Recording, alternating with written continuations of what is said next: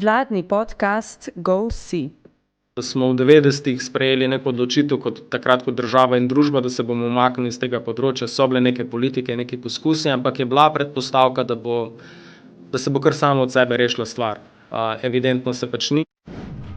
Vsako vlaganje v prostor potrebujejo načrtne posege in predvidljivost. Če tega ni, ali se ne odvija, ali pa se odvija stihijsko in pa imaš zmedo.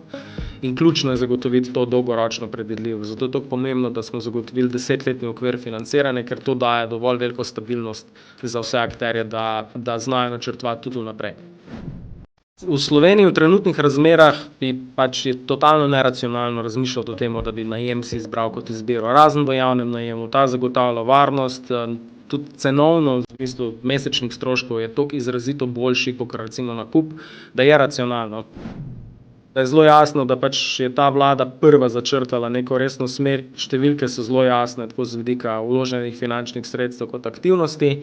Razmere se bodo na srednji rok in dolgi rok, če se bo ta politika nadaljevala, zagotovo izboljšale in spremenile.